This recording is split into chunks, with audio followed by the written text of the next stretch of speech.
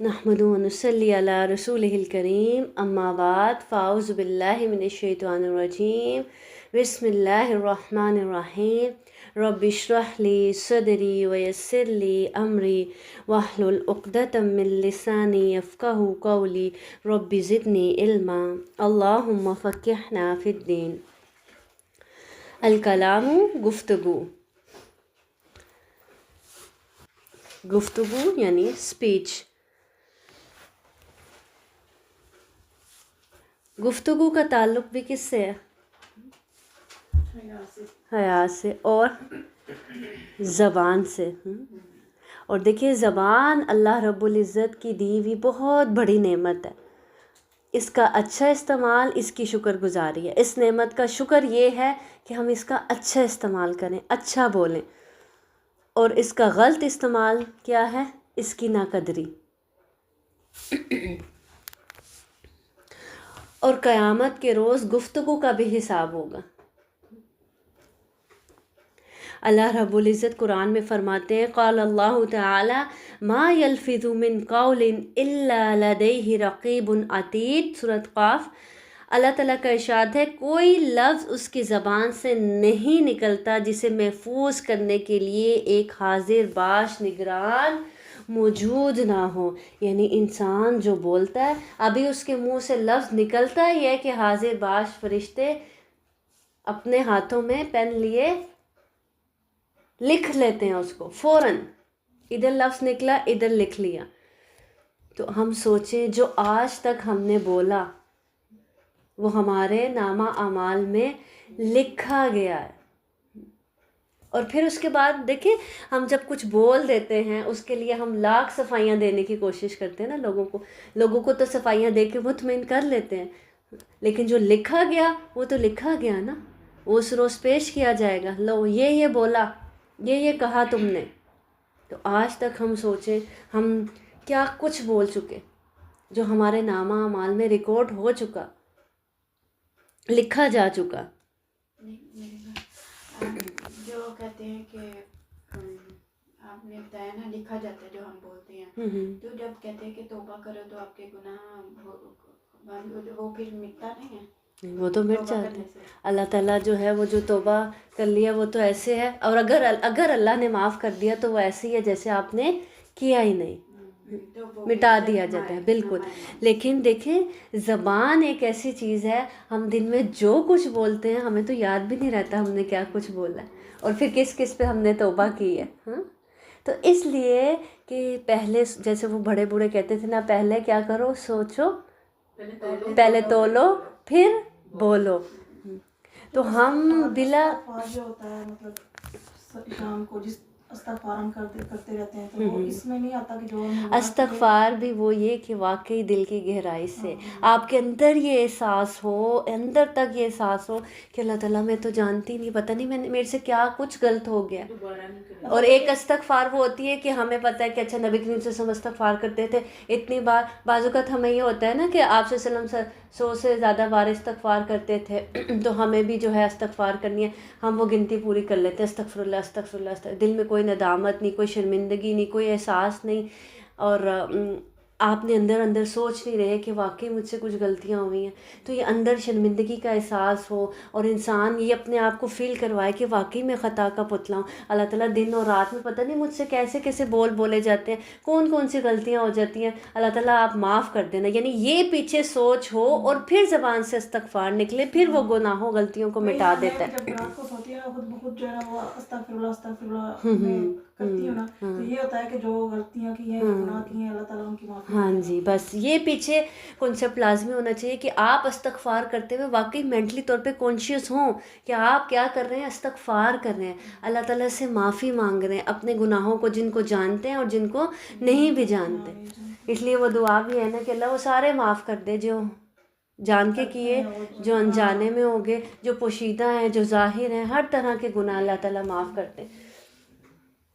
کیونکہ بہت سی ایسی غلطیاں ہوتی ہیں، بہت سے ایسے ہم منہ سے جملے ایسے بول جاتے ہیں، بہت سے الفاظ ایسے منہ سے نکال لیتے ہیں کہ ہمیں خود بھی نہیں اندازہ ہوتا، ہمیں احساس ہی نہیں ہوتا غلط بھی ہے کہ نہیں. بعض اوقات اس جملے سے دوسرے کا یا اس بات سے دوسرے کا بہت دل دکھا ہوتا ہے، لیکن ہمیں اس کا آئیڈیا ہی نہیں ہوتا کہ ہم نے کسی کا دل دکھایا.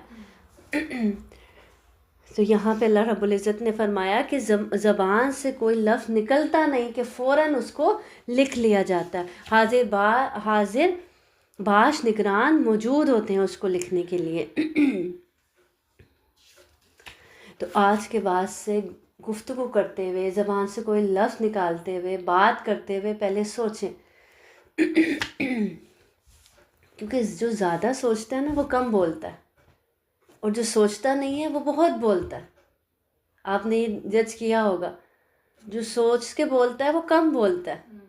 وہ پہلے سوچتا ہے اچھا یہ الفاظ بولنے چاہیے کہ نہیں بولنے چاہیے. اور پھر گفتگو کا یہ طریقہ دیکھیں، اگر آپ سوچ کے بولتے ہیں نا، الفاظ کا چناؤ اچھا کرتے ہیں، پھر وہ بات سخت بھی ہوتی ہے نا، لیکن آپ کے الفاظ کا چناؤ اچھا ہے تو وہ بات ہضم ہو جاتی ہے دوسرے کو، وہ اتنی سخت نہیں لگتی. اگرچہ وہ بات سخت تھی، لیکن اور اگر میٹھی بات بھی آپ کے الفاظ کا چناؤ غلط ہو گیا نا، تو وہ میٹھی بات بھی اگلے کو تکلیف دیتی ہے.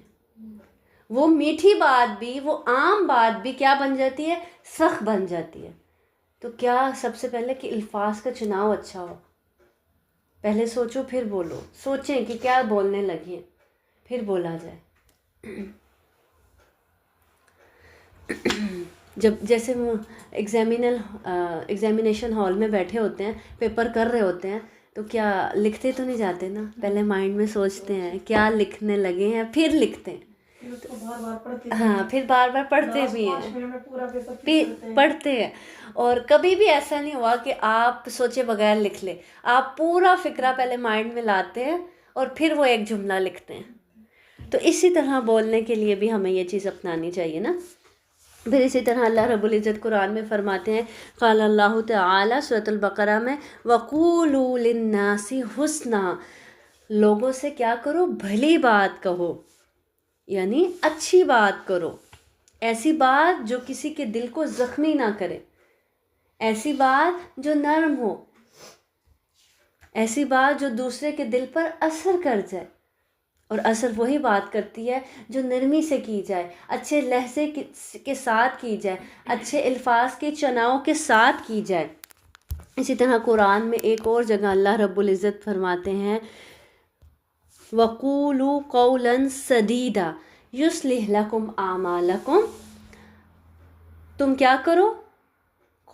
قولوا قولا سدیدا، سیدھی بات کیا کرو، سیدھی بات کرو. یصلح لکم اعمالکم، اللہ تمہارے اعمال درست کر دے گا. یعنی تم اچھی بات کب کرتا ہے انسان؟ جب انسان کی سوچ اچھی ہوتی ہے، انسان کی تھنکنگ اچھی ہوتی ہے، تو انسان اچھی بات کرتا ہے. تو جب اچھی بات کرتا ہے تو پھر اللہ رب العزت اس کے اعمال بھی درست کر دیتے ہیں.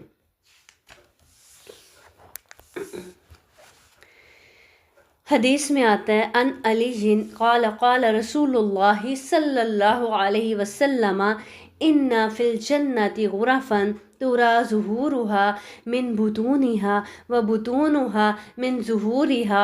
فقام اعرابی فقال لمن هي یا رسول اللہ؟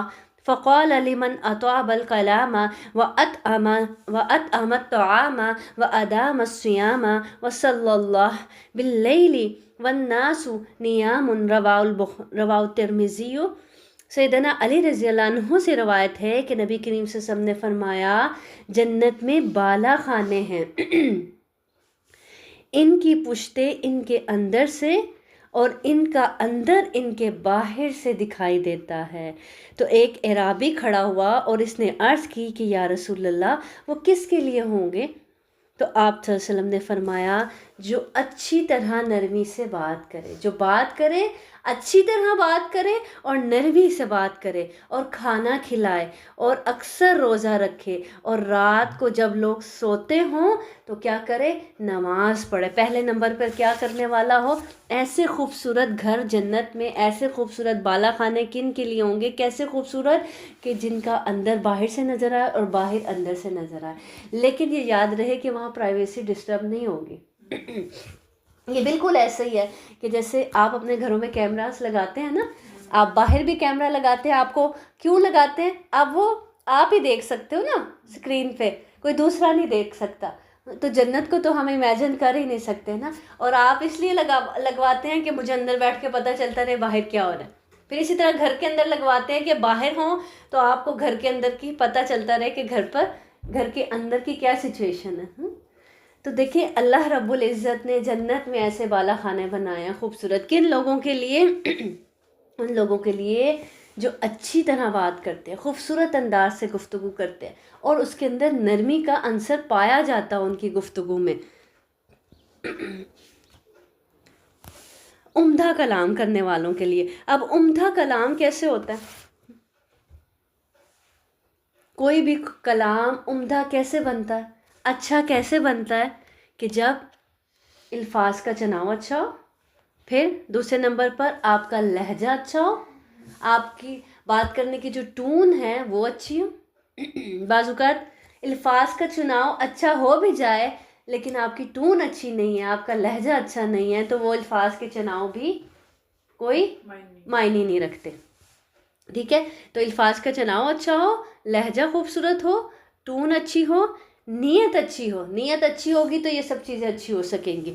پھر اس کے بعد نرمی والا انداز ہو، انداز خوبصورت اچھا ہو، اور رویہ اچھا ہو، اور آپ متوجہ ہوں، جس سے بات کر رہے ہیں اس کی طرف متوجہ ہوں۔ آپ سے وسلم کا کیا طریقہ تھا کہ آپ سے وسلم سے کوئی بات کرتا تو آپ سے وسلم ایسے نہیں اپنا کام کرتے کرتے ہاں جی جواب دے دیا، نہیں، آپ سے وسلم پوری طرح سے اپنا پورا رخ اس کی طرف کر کے متوجہ ہو کے پھر اس کی بات سنتے، اور پوری سننے کے بعد اس کو کیا کرتے تھے، جواب دیا کرتے تھے۔ اور آج یہ دیکھیں ہم میں اس چیز کی بہت کمی پائی جاتی ہے نا، بچے بھی ہم سے بات کر رہے ہیں، ہم اپنا کام کرتے جاتے ہیں اور ہم کہتے ہیں سن رہی ہوں نا، کانوں سے سننا ہے، ہاں، اور بچے کہہ رہے ہوتے ہیں کہ ہماری طرف دیکھیں اور پھر ہماری بات سنیں۔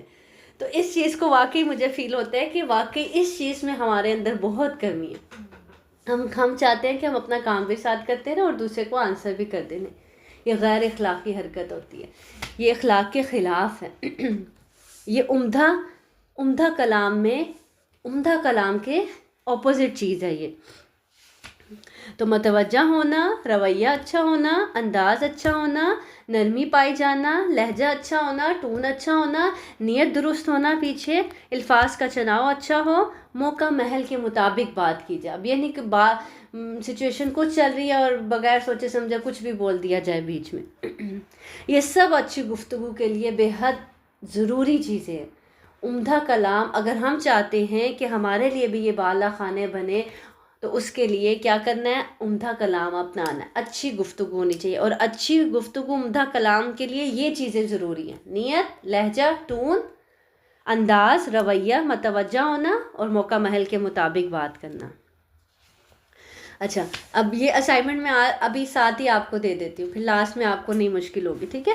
اب یہ جو ہم نے گفتگو کے چیپٹر سے اپنے لیے یہ اسائنمنٹ لینی ہے کہ یہ جو چیزیں ہم نے نوٹ کی ہیں کہ عمدہ کلام میں کیا کیا چیزیں شامل ہیں، جی، عمدہ اخلاق میں کیا کیا چیزیں شامل ہیں: الفاظ کا چناؤ اچھا ہو، لہجہ درست ہو، ٹون اچھی ہو بات کرنے کی، نیت پیچھے خالص ہو، نرمی ہو، انداز اچھا ہو، رویہ اچھا ہو، موقع محل کے مطابق بات ہو۔ اب ان چیزوں میں، یعنی یہ جو عمدہ کلام کا حصہ ہیں یہ چیزیں، ان چیزوں میں ہم نے اپنا جائزہ لینا ہے۔ کوئی مسنگ ہے؟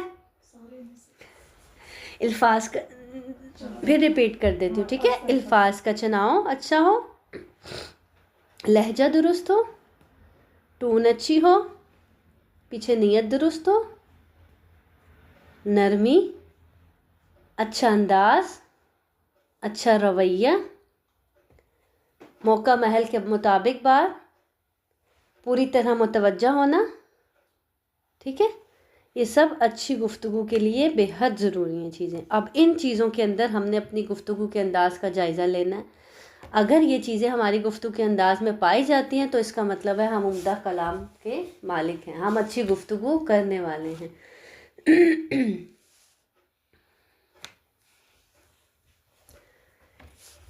اور کیا خوبیاں ہونی چاہیے؟ کھانا کھلائے، روزہ اکثر روزہ رکھے.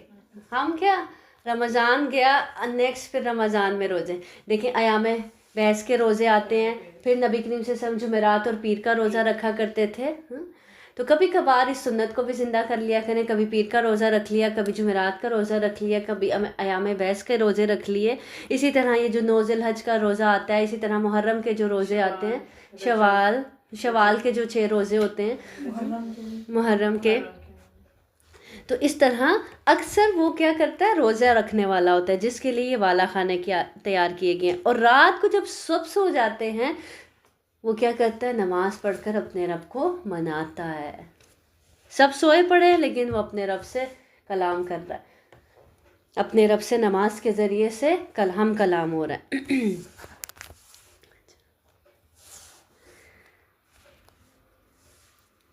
تو عمدہ اخلاق ہونا بہت ضروری ہے. اور عمدہ اخلاق میں سب سے اچھی جو مین چیز ہے وہ کیا ہے؟ آپ کی زبان ہے، آپ کا انداز ہے بولنے کا، آپ کی گفتگو ہے، آپ کا لہجہ ہے. صحابہ نے نبی کریم صلی اللہ علیہ وسلم سے عرض کیا، یا رسول اللہ، ایک عورت ہے جو نماز، روزہ، زکوٰۃ، صدقہ بہت کرتی ہے، صدقہ بھی بہت کرتی ہے، لیکن اس کی زبان اچھی نہیں ہے، اس کی گفتگو اچھی نہیں ہے، اس کی زبان سے اس کا پڑوسی بہت تنگ ہے. تو آپ صلی اللہ علیہ وسلم نے فرمایا کہ وہ جہنم میں جائے گی.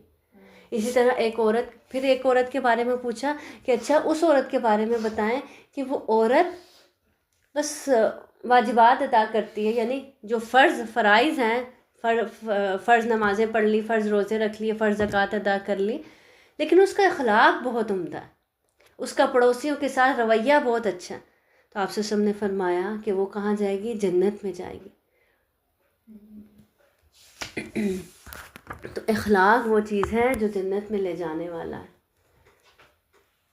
بے شک آپ نمازیں پڑھنے والے ہیں، روزے رکھنے والے ہیں، بہت زیادہ صدقہ و خیرات کرنے والے ہیں، لیکن اگر معاملات لوگوں سے اچھے نہیں ہیں، آپ کا اخلاق اچھا نہیں ہے، تو جب تک اخلاق اچھا نہیں ہوگا تو انسان جنت میں نہیں جا سکتا.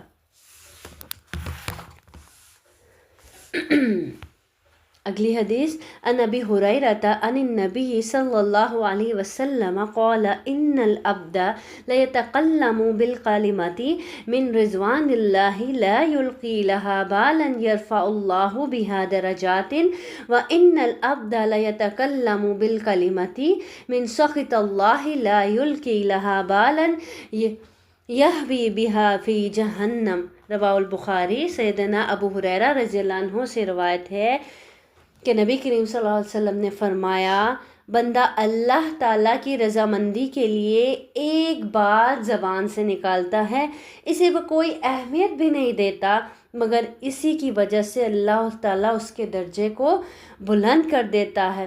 اور ایک دوسرا بندہ ایک ایسا کلمہ زبان سے نکالتا ہے جو اللہ تعالیٰ کی ناراضگی کا باعث ہوتا ہے، وہ شخص کوئی اہمیت نہیں دیتا اس کلمے کو، لیکن اس کی وجہ سے وہ جہنم میں جا گرتا ہے. تو پھر دیکھیں زبان کی حفاظت کی کتنی ضرورت ہے کہ ایک کلمہ، ایک چھوٹی سی بات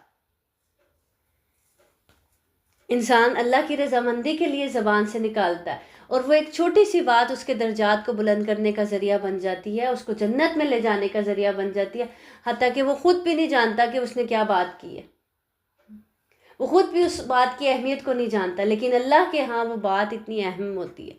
تو کیا پتہ، اس حدیث سے کیا پتہ چلتا ہے کہ یہ جو زبان ہے، یہ جو ہمارے بول ہیں، یہ جو ہمارے الفاظ ہیں، یہ جو ہمارے چھوٹے چھوٹے فکرے ہیں، یہ کتنی اہمیت رکھتے ہیں کہ ایک جملہ انسان کو جنت میں لے جا سکتا ہے، اور ایک جملہ انسان کو کہاں لے جا سکتا ہے؟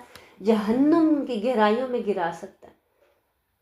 کہ انسان ساری زندگی نیک اعمال کرتا رہتا ہے، لیکن کوئی ایک ایسا زبان سے ایسا جملہ نکال دیتا ہے، کوئی ایسی بات بول دیتا ہے جو اللہ کو اتنی ناپسند آتی ہے کہ اللہ اس ایک بات کی وجہ سے پھر اس کو کہاں جنت میں جاتے جاتے وہ کہاں چلا جاتا ہے؟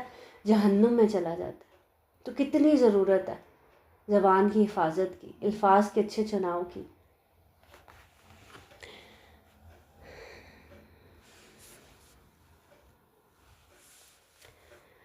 اچھا، حدیث کا ایک مفہوم ہے کہ 3 کامیابی یا نجات کی باتیں جو ایک صحابی نے نبی کریم صلی اللہ علیہ وسلم سے پوچھی تھی، وہ کون سی؟ نمبر 1 زبان کو قابو میں رکھو، نمبر 2 اپنی غلطیوں پر رو، نمبر 3 اپنے گھر پر نظر رکھو۔ ان تینوں چیزوں کا کس سے گفتگو سے تعلق ہے؟ زبان قابو میں رکھو گے تو ہی کامیاب ہوگے۔ اور پھر اگر کہیں زبان پھسل جاتی ہے تو پھر کیا کرو؟ اپنی غلطیوں پر رو، اللہ تعالیٰ سے معافی مانگو، اور جس کا دل دکھایا اس سے بھی معافی مانگو، اس کے لیے بھی دعا کرو، اور پھر اپنے گھر پر نظر رکھو۔ جب اپنے گھر پر نظر رکھو گے تو زبان بلا وجہ نہیں چلے گی۔ جب ہماری اپنے گھر پر نظر نہیں ہوتی، دوسروں کے گھروں پہ، دوسروں کے معاملات پر نظر ہوتی ہے، پھر یہ زبان بے دڑک دوسروں کے لیے چلتی چلی جاتی ہے۔ پھر اس زبان سے غیبتیں بھی ہوتی ہیں، پھر اس زبان سے چغلیاں بھی ہوتی ہیں، پھر اس زبان سے لوگوں کے دل بھی دکھائے جاتے ہیں۔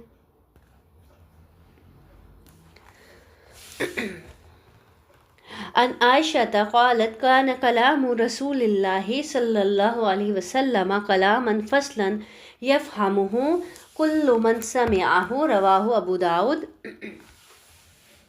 سیدہ عائشہ رضی اللہ عنہ بیان فرماتی ہیں کہ رسول صلی اللہ علیہ وسلم کی گفتگو صاف اور واضح ہوتی جسے ہر سننے والا سمجھ لیتا تھا، یعنی آپ صلی اللہ علیہ وسلم کی گفتگو اتنی واضح اور صاف ہوتی کہ ہر سننے والا بات کو سمجھ لیتا تھا۔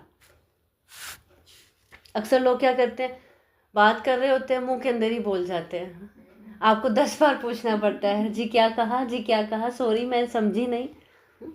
تو الفاظ واضح ہونے چاہیے، آدھے منہ میں آدھے باہر، کیونکہ ہمیں جلدی اتنی ہوتی ہے کہ ہم بات کو پوری طرح بیان بھی نہیں کرتے، کسی سے کام بھی لینا ہے اور بات کو پوری طرح وضاحت سے بتانا بھی نہیں ہے۔ تو گفتگو صاف اور واضح ہونی چاہیے، مکمل ہونی چاہیے کہ اگلے بندے کو بات سمجھ میں آئے۔ اس چیز کا بھی ہم اپنے آپ کو جج کر سکتے ہیں کہ جب ہم بات کرتے ہیں، بچوں کے ساتھ بھی کرتے ہیں، آدھی بات کرتے ہیں، آدھی انہیں سمجھ آتی ہے، بعض اوقات آدھی نہیں آتی، پھر ان سے وہ کام ہو نہیں پاتا اور پھر ہم غصہ کرتے ہیں، کہتے ہیں آپ کو، تم کو تو ابھی سمجھ ہی نہیں آتی، سمجھ ہی نہیں آئے گی، خود پوری وضاحت کی نہیں ہوتی، صاف بات کی نہیں ہوتی، جو مائنڈ میں ہوتی ہے بات وہ آدھی مائنڈ میں رہتی ہے، زبان پر آدھی آئی ہوتی ہے۔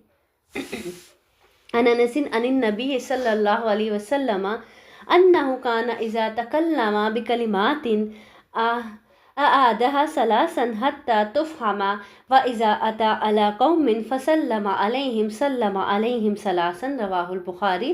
سیدنا انس بن مالک رضی اللہ عنہ سے روایت ہے کہ نبی کریم صلی اللہ علیہ وسلم جب کوئی اہم کلمہ ارشاد فرماتے تو اسے 3 بار دہراتے، یعنی کوئی اہم بات ہوتی تو اس کو کتنی بار دہراتے؟ 3 بار دہراتے، تاکہ سب لوگ ذہن نشین کر لیں، یہاں تک کہ خوب سمجھ لیا جاتا۔ اور جب کچھ لوگوں کے پاس آپ سے تشریف لاتے اور انہیں سلام کرتے تو 3 بار سلام کرتے۔ ہم کیا کرتے ہیں، ہم ایک بار سلام کرتے ہیں اور سلام بھی ہلکی سی آواز میں کرتے ہیں، سب لوگوں نے سنا بھی نہیں ہوتا، اور پھر ہم بدگمان ہو جاتے ہیں، دیکھو میں نے تو جا کے وہاں سلام کیا تھا، مجھے تو جواب ہی نہیں ملا، کسی نے سیدھے منہ سے میرے سلام کا جواب ہی نہیں دیا۔ آپ نے ایک بار سلام کیے، کسی نے جواب نہیں دیا، آپ دوسری بار سلام کر لیں، پھر بھی جواب نہیں ملا، آپ تیسری بار سلام کر لیں۔ تو آپ سے کیا کرتے تھے؟ 3 بار سلام کرتے۔ اسی طرح جب کوئی اہم بات کرتے تو اس کو 3 بار دہراتے۔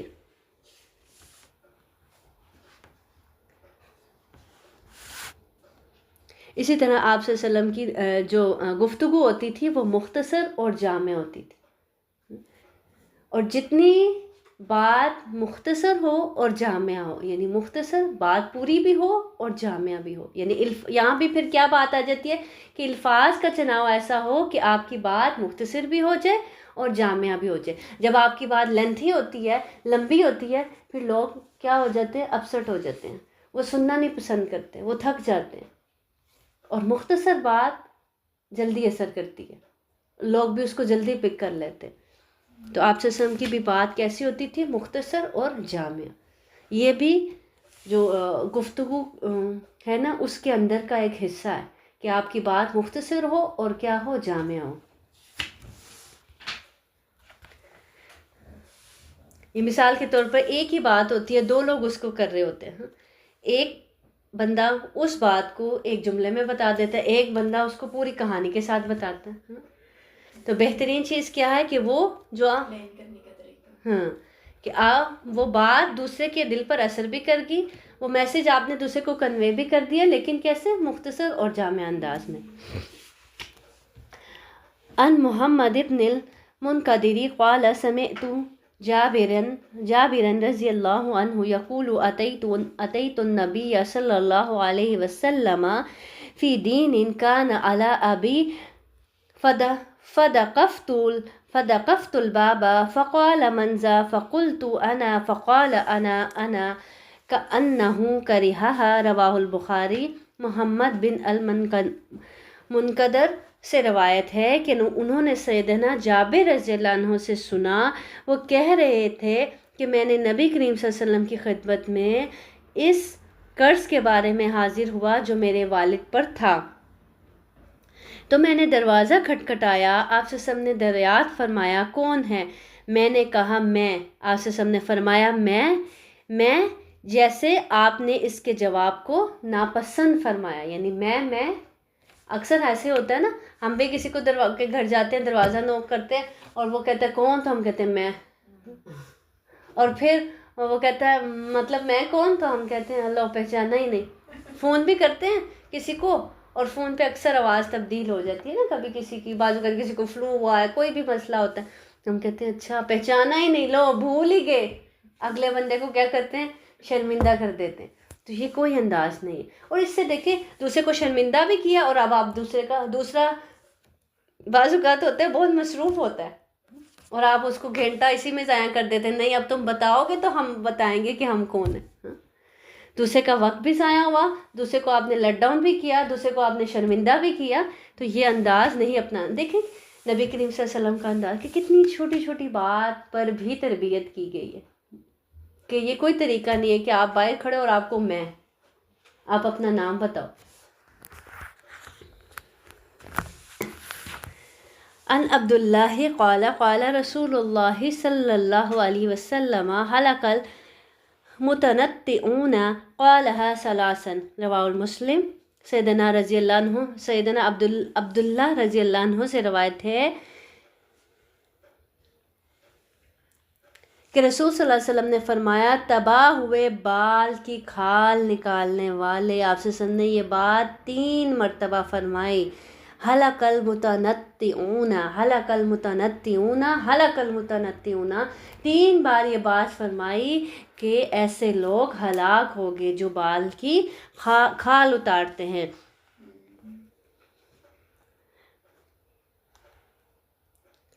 متنطعون کہتے ہیں چھوٹی بات کو بہت بڑا بنا دینا، رائی کا جیسے پہاڑ بنا دینا، مبالغہ رائی کرنا، کس میں، گفتگو میں، بے مقصد بات کرنا۔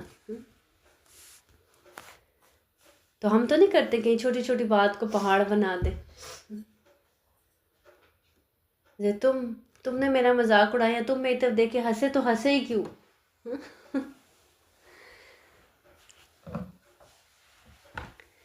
تو یہ چھوٹی چھوٹی باتوں کو کیا کرنا چاہیے، اگنور کرنا چاہیے، یہ بھی حسن اخلاق کا حصہ ہے۔ اس سے کیا ہوتا ہے، فساد پھیلتا ہے، وہ اور کیا ہوتا ہے، وقت ضائع ہوتا ہے، اپنا بھی وقت ضائع ہوتا ہے، دوسرے کا بھی وقت ضائع ہوتا ہے، لڑائی بھی بڑھتی ہے، اور پھر آپ کی اپنی انرجی بھی ویسٹ ہوتی ہے، آپ خود بھی جلتے کٹتے رہتے ہو، آپ کا اپنا خون بھی جلتا ہے، آپ پورے دماغ میں سوچتے رہتے ہو اچھا یہ کیا ایسا ہوا ہوگا، اس وجہ سے ایسا ہوا ہوگا، وہ آپ ایک رائے کا پورا پہاڑ بنا دیتے ہو.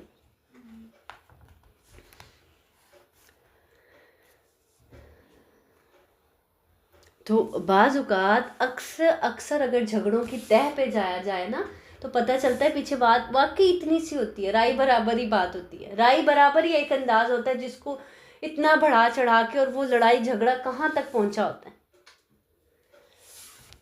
تو آپ سے نے فرمایا ایسے لوگ کیا ہوئے، ہلاک ہو گئے 3 مرتبہ فرمایا. اسی طرح اگلی حدیث ہے ان ابی ثعلبۃ خوشنی ان رسول اللہ صلی اللہ علیہ وسلم قال ان احبکم الی و اقربکم منی محاسنکم اخلاقا و ان ابغضکم الی و ابعدکم منی مساوئکم اخلاق السرسارون المتشدقون المتفیہقون. رواہ احمد.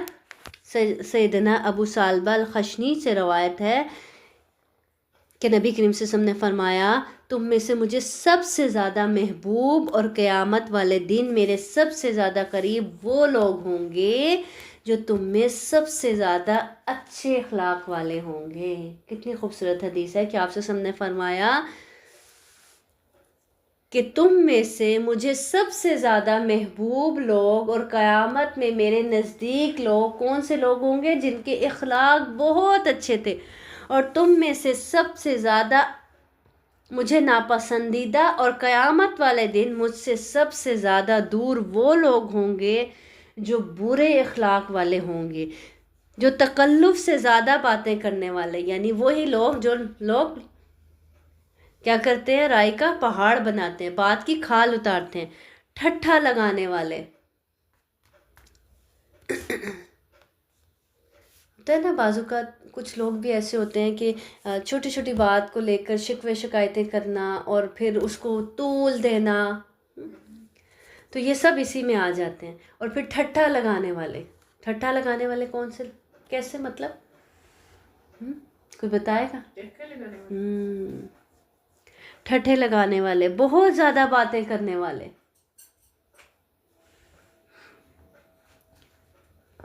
اب برے اخلاق والے بتا کے ساتھ میں ان کی وضاحت بھی کر دی گئی کہ برے اخلاق والے کون، جو بال کی کھال اتارتے ہیں، جو ٹھٹھے لگانے والے اور بہت زیادہ باتیں کرنے والے.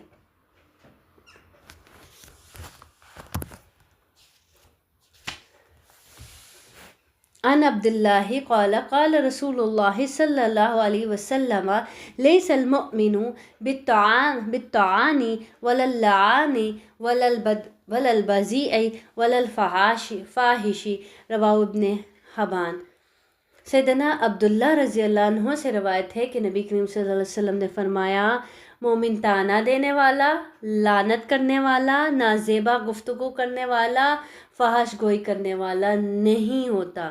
یعنی مومن کے اندر یہ چیزیں نہیں پائی جاتی کہ وہ کسی کو طعنہ دے، دوسرے پر لعنت کرے اور نازیبا گفتگو کرے اور فحش گوئی کرنے والا.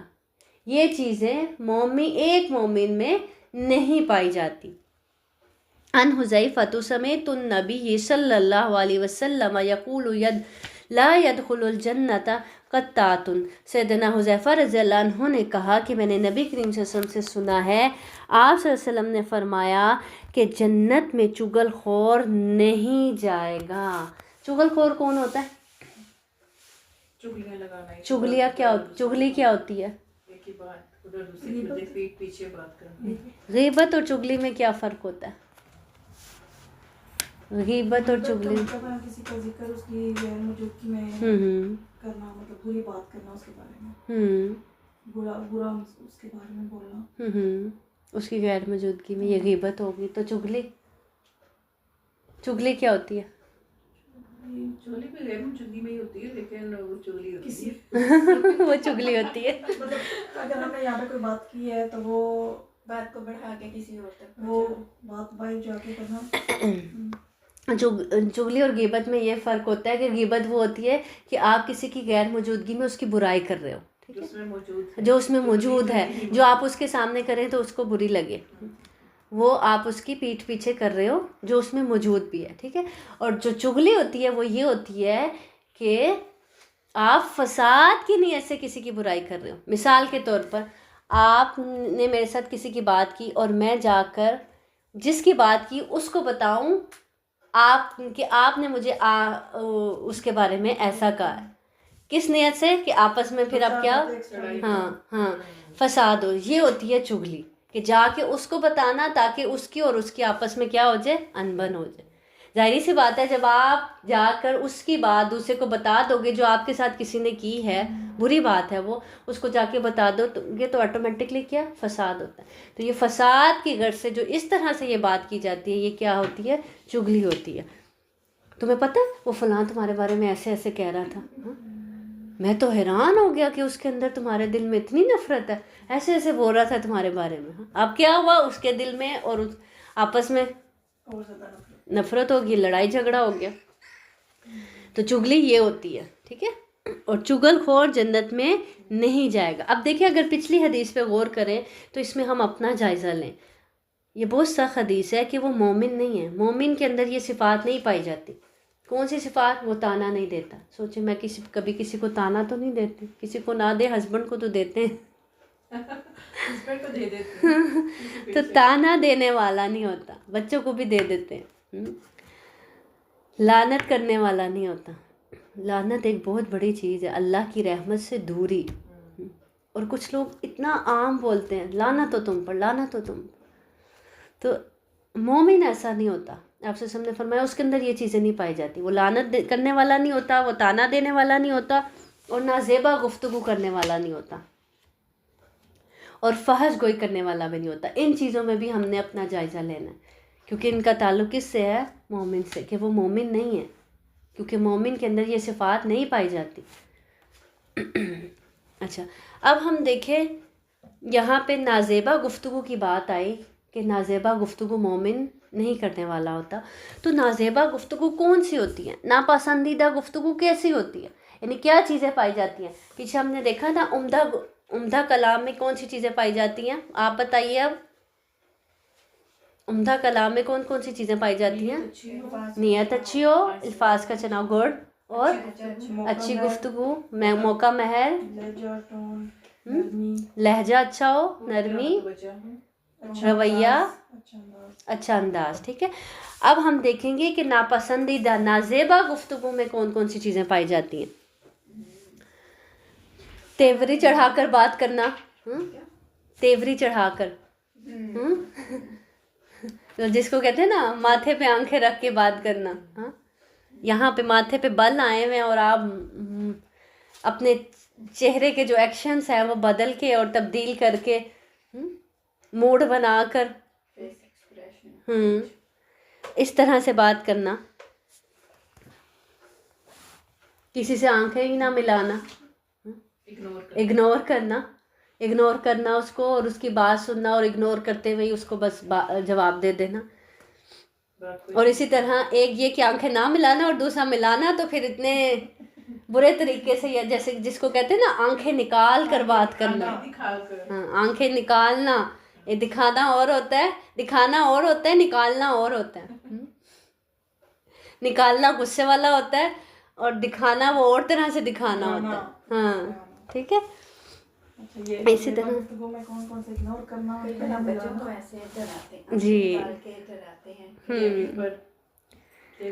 تیوری چڑھا کر بات کرنا، کسی سے آنکھ ملانا ہی نہیں، اور کسی سے آنکھیں نکال کر بات کرنا، یہ سب نازیبا گفتگو میں ہے۔ اسی طرح شاؤٹ کرنا، اونچی آواز میں بات کرنا، چیخ کر بات کرنا، چلا کر بات کرنا، تانا دے کے یا پھر تانا دینا، اور پھر بلا وجہ کی سنجیدگی۔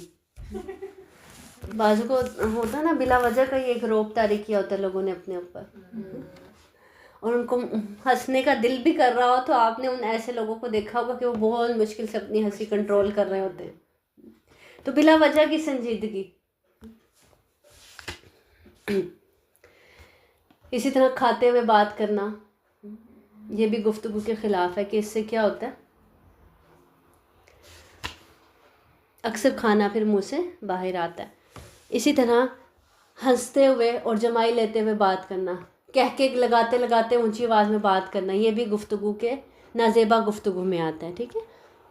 اسی طرح جمائی لے رہے ہیں، جمائی لیتے لیتے بولتے چلے جانا، یہ بھی اگر ہم نوٹس کریں تو یہ کتنی ایک بیڈ چیز نظر آتی ہے۔ اگر بات کرتے کرتے جمائی آ جائے تو کیا کریں؟ تو پھر آپ پہلے تسلی سے جمائی لے لیں، اس کے بعد بات کر لیں دوسرے سے۔ کئی بار نماز پڑھتے ہوئے بہت جمائی آتی ہے، وہ شیطان ہوتا ہے نا، پھر وہ دعا پڑھا کرے اعوذ باللہ السمیع العلیم من ہمزہ ونفخہ ونفثہ، وہ دعا اسی لیے سکھائی گئی ہے۔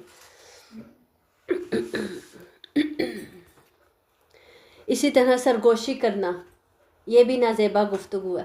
3-4 لوگ بیٹھے ہیں اور آپ ایک بندے سے بس کانا پھوسی کرتے رہیں بیٹھ کے، تو یہ بھی نازیبا گفتگو ہے۔ چیخنا چلانا بھی آپ لوگوں نے نوٹ کر لیا۔ اسی طرح برے لہجے سے بات کرنا، آپ کا لہجہ اچھا نہ ہو، آپ کا انداز اچھا نہ ہو، آپ کا رویہ اچھا نہ ہو۔ اسی طرح غیر واضح بولنا، جیسے ابھی پہلے بھی بات کی تھی نا، الفاظ آدھے منہ میں آدھے باہر، یا اتنی ہلکی آواز میں بات کرنا کہ دوسرے کو سمجھ ہی نہ آئے۔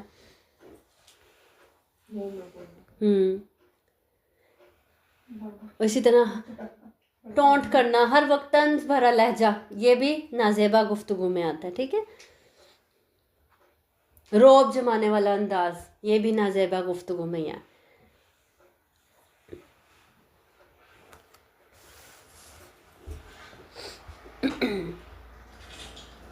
اور ایسے انداز سے بات کرنا کہ اگلے کی انا کو جگانا۔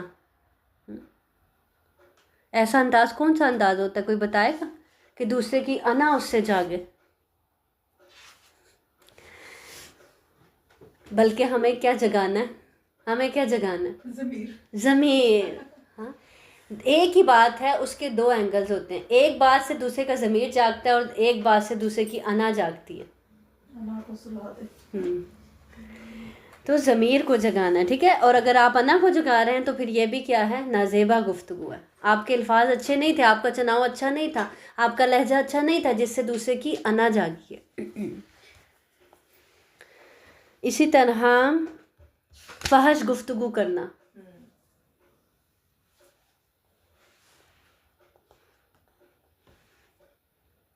بار بار قسمیں کھانا بلا وجہ، یہ بھی نازیبا گفتگو میں آتا ہے۔ اسی طرح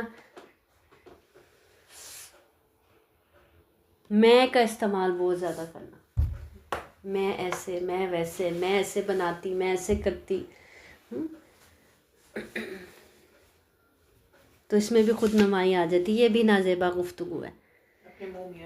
ہاں، اپنے منہ میاں مٹھو بننا۔ اسی طرح جھوٹ، غیبت، طعنہ زنی، نقلیں اتارنا، نقل اتار کے بات کرنا۔ بعض اوقات ہوتا ہے نا، ہم کسی کی بات بتا رہے ہوتے ہیں اور اسی کی نقل اتار کر بتا رہے ہوتے ہیں، تو یہ بھی نازیبا گفتگو میں آتا ہے، ٹھیک ہے۔ اسی طرح بحث و مباحثہ کرنا، جو زیادہ ہنس رہے ہیں وہ زیادہ کرتے ہیں، کچھ لوگ ایکسپرٹ ہوتے ہیں اس ہے نا۔ ایگزیکٹلی ویسے ہی بول رہے ہوتے ہیں، پتہ ہی نہیں ان کے اندر کوئی کوالٹی ہے یا کیا ہے، مطلب دوسرے بندے کی نا مطلب بری نہیں ہے، مطلب کسی کا یہ نہیں ہے، ہاں بہت زیادہ کرتے ہیں کہ ایسے لگتا ہے کہ وہی بندہ بات کر رہا ہے۔ تو یہ بھی دیکھیں، یہ اگر وہ دیکھ لے تو اس کو دکھ ہونا، تو یہ بھی نازیبا گفتگو ہے۔ اسی طرح ذلیل کرنے کے انداز میں بات کرنا، بغیر علم اور بغیر تحقیق کے بولنا، شک و شبہات پھیلانا، غلط معلومات دینا، لغو گفتگو کرنا۔ لغو کون سی گفتگو ہوتی ہے؟ بے مقصد، جس کا کوئی مقصد نہیں ہوتا، فضول میں بولتے چلے جانا،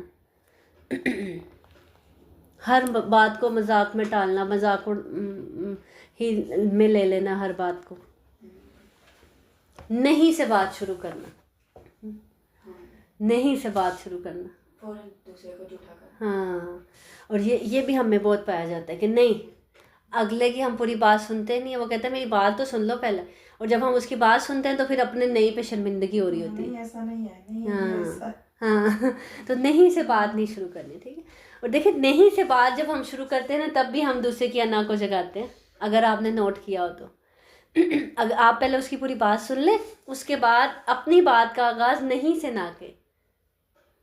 مثلاً یہ کہ آپ کا یہ آپ یہ کہہ رہے ہیں میری یہ نا، ہاں میری یہ رائے ہے اور اس طرح سے یہ زیادہ بہتر ہو سکتا ہے، تو سٹارٹ نہیں سے کرنا، نہیں نہیں نہیں نہیں نہیں نہیں نہیں ایسے نہیں ایسے نہیں، یہ تو غلط ہے، یہ تو حرام ہے، یہ تو وہ ہے وہ تو. دوسرے کو بالکل ہی وہ غلط نہیں، بالکل. لوگ مانتے ہی نہیں ہیں کہ جب تک ان کو پروف نہ. یہ سب چیزیں کس میں آتی ہیں؟ نازیبا گفتگو میں آتی ہیں. اب جو ہم نے عمدہ کلام کی چیزیں پڑھی کہ عمدہ کلام میں کیا کیا چیزیں شامل ہیں اور نازیبا گفتگو میں کیا کیا چیزیں شامل ہیں. ہاں جی، تو اب دیکھیں اس میں بھی اپنا جائزہ لینا ہے، یہ جو ہم نے پوائنٹس نوٹ کیے ہیں نازیبا گفتگو میں بھی اور عمدہ گفتگو میں بھی اپنا جائزہ لینا ہے. کتنے اب یہ آپ نے لکھ لیے ہیں نا، اب آپ ایسے کیجیے گا کہ بے شک اسی کے اوپر ٹک لگا دیں اپنے لیے نا، کہ آپ اپنے آپ کو ہم نے خود ہی سنوارنا ہے نا، اپنا اخلاق خود ہی بہتر کرنا ہے، تو اسی طرح اس کے اوپر آپ ٹک لگاتے جائیں. جو آپ کی جیسے وہ عمدہ اخلاق کی چیزیں پڑھی، اگر وہ آپ کے اندر ہیں، جو ہے اس پہ ٹک لگا دیں، جو نہیں ہے اس پہ کراس لگا دیں. اس کا فائدہ آپ کو یہ ہوگا کہ جس پہ آپ نے کراس لگایا ہوگا اس پہ پھر آپ کام کرنا شروع ہو جائیں، اور پھر تھوڑے عرصے بعد دیکھیے گا کھول کے کہ واقعی آپ کو کہ وہ چیز بہتر ہوگی ہے، تو پھر اس کے اوپر بعد میں آپ ٹک کرتے. ٹھیک ہے، اس سے انشاءاللہ ہمیں بہت فائدہ ہوگا. ٹھیک ہے، اور کوئی ایک حدیث ہر چیپٹر میں سے لازمی یاد کیا کریں. جیسے صبر کا نام لوں تو آپ کو صبر کے متعلق کوئی حدیث یاد آ جائے، گفتگو کا کوئی نام لے تو گفتگو کے متعلق آپ کو کوئی چیز یاد آ جائے، کوئی حدیث یاد آ جائے سوری. اسی طرح جھگڑے کا نام لیا جائے تو فوراً رن ٹائم پہ آپ کو کوئی ایک حدیث یاد آ جائے، تاکہ آپ کسی کو بتا تو سکیں نا. آپ کا یہ حسن اخلاق کے چیپٹرز پڑھنے کا کوئی تو فائدہ ہو نا. تو ایک حدیث ہر چیپٹر سے آپ کو ضرور یاد ہونی چاہیے. بے شک پوری حدیث ایز اٹ از نہ یاد ہو، لیکن کم از کم اس کا مفہوم آپ کو ضرور ذہن میں ہو. ٹھیک ہے، وآخر دعوانا ان الحمد للہ رب العالمین. سبحان ربک رب العزت عما یصفون وسلام علی المرسلین والحمد للہ رب العالمین والحمد للہ رب العالمین. سبحانک اللہم و بحمدک اشہد ان لا الہ الا انت استغفرک و اتوب الیک.